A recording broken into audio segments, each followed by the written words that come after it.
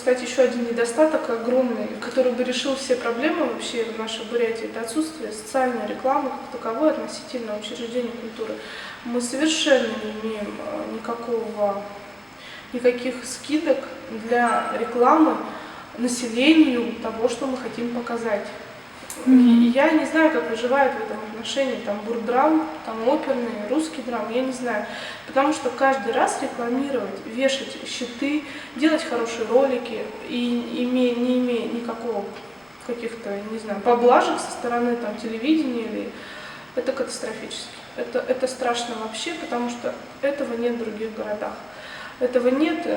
Вот приезжал человек с Екатеринбурга, да, по-моему, приезжала, она была страшно удивлена. Пример.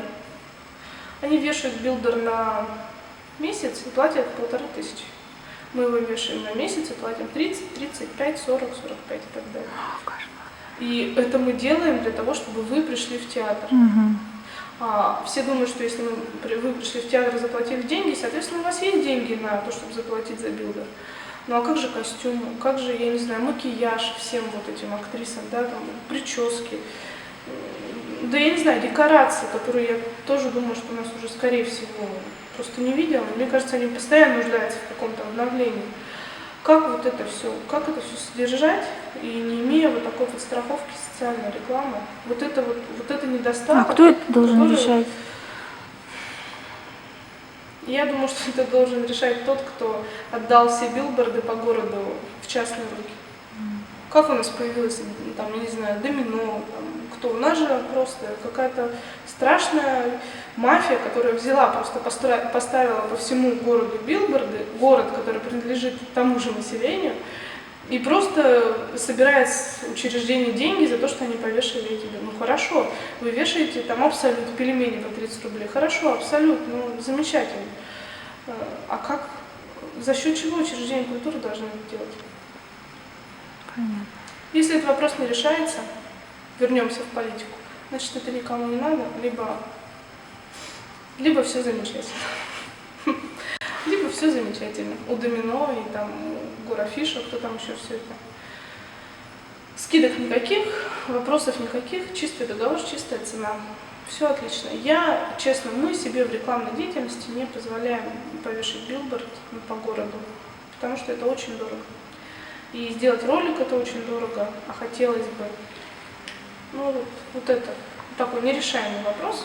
Да, у меня нет информации, я постоянно читаю всяческие афиши, у меня ребенок 11 лет. Я изучаю там тщательно, хотя я вот пропустила выставку собак, я вообще ничего не знала о ней, которая произошла на днях.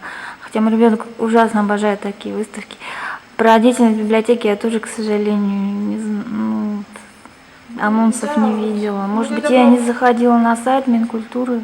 Когда проводим мероприятие, и мы его готовим так мощно, да, особенно библиотека там, мы всегда думаем, что там за окном все об этом знают. Все вот. А мы не все знаем. А там никто не знает. Там никто не знает. И мне иногда кажется, что мое вот это может быть, может, у меня не соответствующее образование роду моей деятельности, да. Я оцениваю по-другому обстановку. Я, проводя какое-то мероприятие, всегда звоню людям вообще посторонним. Я спрашиваю, вот вам вот это как?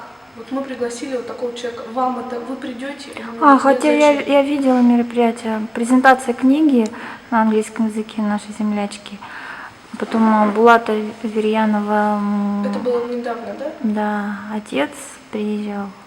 Ну да, это вот такие вот мероприятия, вот буквально недавно было там «Танец орла», презентация фильма тоже, да, в нашем там подвиге нашего спортсмена тоже было достаточно много, но не так много, ведь зал вмещает 100-200 посадочных мест, да, а сидело, грубо говоря, 30. А что, никого не интересует достижение его, что ли, никого не интересует, что сам режиссер приехал отснять, всех это интересует. Но нет возможности донести до населения эту информацию, никакой нет возможности. Даже вот максимально развешать афиши, я могу сказать, это 20 афиш по городу, это 4000, это 7 дней. 20, это ни о чем не говорящие афиши. Причем процент того, что они будут прочитаны на этой афише, где все вот так заляпано, вообще маленький. И вот это обижает, что люди готовят, люди стремятся там, и Никакой. Я сама лично не знаю о мероприятиях, которые проходят там, ну, например, какая-то постановка в русском драме или в оперном бурдраме, пока я не стала здесь работать.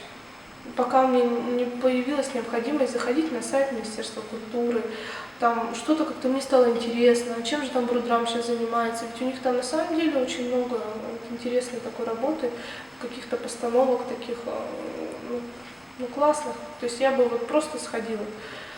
А когда вне этой работы, я ничего не знала, ничего, все закрыто, все. Это вот чисто такое отношение, вот это чисто такое мнение человека с улицы. Человек с улицы называется. И не потому, что я не интересуюсь культурой, а потому что культура мало интересуется своим населением. Проводит мероприятия и не имеет возможности сказать об этом.